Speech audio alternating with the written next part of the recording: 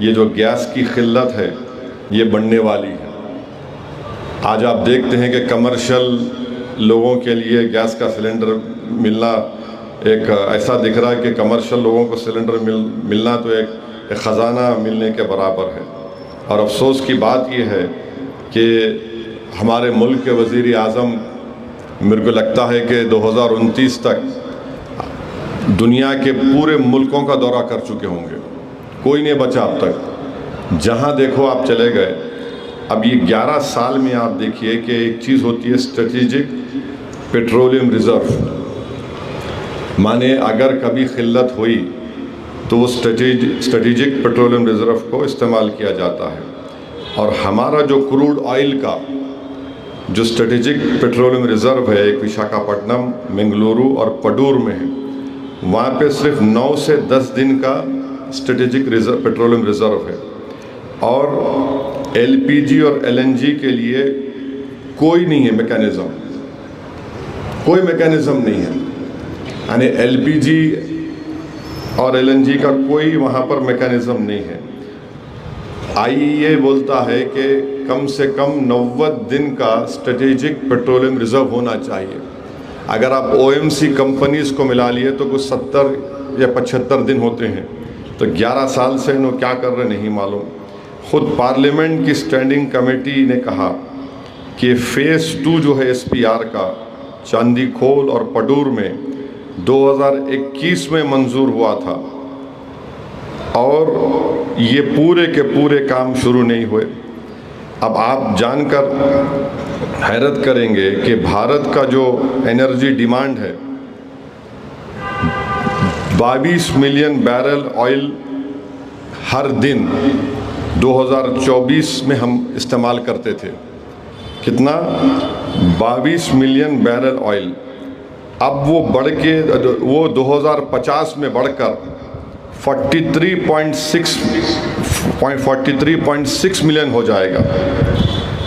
अब आप बताइए, अगर इतना डिमांड होगा और हमारे पास रिज़र्व ही नहीं है रखने के लिए, ना हम नई जगह बना रहे हैं, तो कहाँ पर कैसे उस डिमांड को हम पूरा कर सकेंगे। और ये बीजेपी की मोदी की हुकूमत 11 साल 12 साल से है।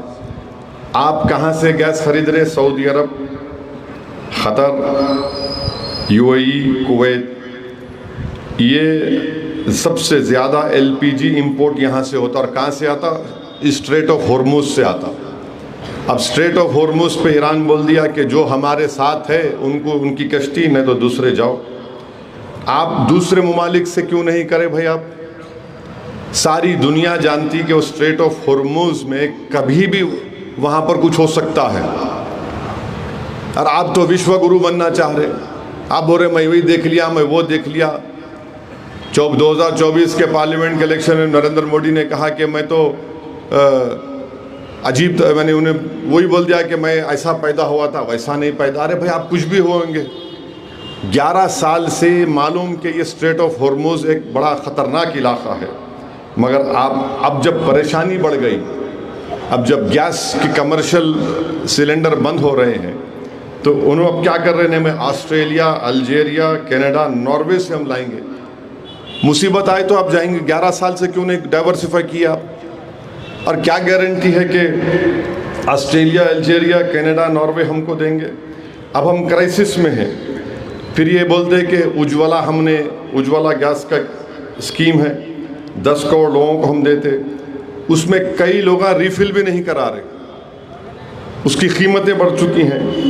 तो ये सब चीज़ें हैं। ऊपर से इजराइल जो है ईरान के साउथ परास गैस फील्ड पे 18 मार्च को बम डाला और ईरान पलटा के क़तर के रास लफान पे मार दिया। ये समझाने के लिए कह रहा हूँ कि पड़ोसियों की 2 बोली है। एक बोली है, एक घर क्या करता, इस बोली से पानी लेता, उसी बोली से बोलता मेरा है। दूसरा घर क्या बोलता है, मेरी बोली में से पानी लेता हूँ, मगर कनेक्टेड है बोली, समझिए। मिसाल के तौर पे इन्हों क्या करे, वो जहन्नम का कुत्ता नेतन्याहू आकर ईरान के जो साउथ परास गैस फील्ड पे बम मार दिया। इन्हों क्या करे ईरान, अच्छा मेरा नुकसान होता मैं तेरा करता हूँ, क़तर पे मार दिया। हमारा क्या हाल हो गया, ना खुदा ही मिला ना विसाल सनम हुआ। उन्हें जाके मार दिया नेतन्याहू, हमारे वजीर आजम जाके गले लपट रहे उसको। हम किधर ठहरेंगे हम? अब क्या हो रहा है कि अब ये जो ख़तर पे जो हमला हुआ, क़तर के रास लफ़ान पर, उसके हमले में 17% उनका LNG एक्सपोर्ट ख़त्म हो गया। 14 प्रोडक्शन यूनिट थे, 2 बर्बाद हो गए, और अब रिपेयर भी कराएंगे तो उसको नहीं मालूम, हो सकता 6 महीने से 1 साल लगेंगे। और हम लोग 90% अपना LPG, 47% LNG क़तर से मंगाते हैं। कितना? 90% LPG और 47% LNG क़तर से मंगाते।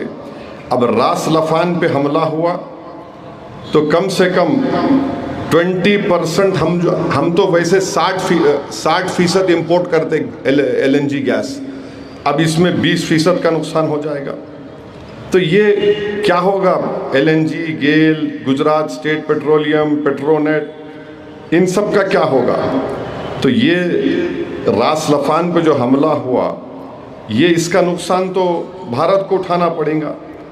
अब कोई पूछने वाला ही नहीं है, खाली मीटिंगें कर रहे हैं आप। एसेंशियल कमोडिटीज़ एक्ट हम कानून लागू कर दिए, हम वो कर दिए, हम ऐसा कर दिए, यानी दिखाने को आवाम को बड़े बड़े मसरूफ़ है, कुछ हो रहा नहीं। वहाँ पर रास लफ़ान पे हमला हुआ, उसके बाद वज़ीर आज़म ईरान के सदर को फ़ोन करे, हमारे फॉरेन मिनिस्टर वहाँ के ईरान के फॉरेन मिनिस्टर से बात कर रहे हैं। अब अंदाज़ा लगाइए कि इनको सारी दुनिया देख रही है कि जिस दिन हमला होगा ईरान पे, ईरान पलटा के हमला करेगा। हम कभी भी किसी की एक तरफा हमारी फॉरेन पॉलिसी नहीं थी, हम हर एक को साथ लेकर चलते थे। 1 करोड़ भारत के लोग गल्फ़ कंट्रीज़, अरब ममालिक में काम करते हैं, 9-10 हज़ार ईरान में है, मगर दूसरे जो 90 लाख के ऊपर ये अरब ममालिक में है, फॉरेन एक्सचेंज भी जाते हैं। अब जब वहाँ पर जब कभी ना कभी जंग तो ख़त्म होगी, वो ट्रम्प तो दुनिया का सबसे नाखलक, नालायक, पागल किस्म का आदमी है, उसके साथ वो जहन्नम का कुत्ता नेतन्याहू है। ये लोग सब बर्बाद करना चाह रहे, और आप याद रखिए इसका सबसे बड़ा नुकसान भारत को होने वाला है। वो अगर खुदा ना खास्ता जब जंग बंद होगी, वहाँ के ममालिक बोलेंगे नहीं भाई हमारे पे बहुत खर्चा हो गया। अब बोल रहे कि जो रास लफ़ान पे, क़तर पे जो गैस की फील्ड पर हमला हुआ, उसको बनाने के लिए कम से कम 25 से 30 बिलियन डॉलर लगेंगे। अब बताइए, वो ठीक है वो मुल्क दौलतमंद हो गए, मगर गरीब जो काम कर रहा है उसका क्या होगा? मेरे को 2 दिन पहले एक साहब निज़ामाबाद के व्हाट्सएप पे बात करें, साहब मेरा भाई समंदर में कश्ती में फंसा हुआ है, जहाँ पे स्ट्रेट ऑफ हॉर्मुज़ है, उसके साथ 7-8 लोग हैं, साहब पीने को पानी नहीं है। आप कभी सोचे समंदर में पानी नहीं पी सकते आप, खाने को कुछ नहीं है, कश्ती पे फंसे हुए हैं वो लोग। और उनके रिश्तेदारों का, घर वालों की फिक्र और परेशानी फितरी है वो, मगर हम सोचे नहीं पूरी बात ये।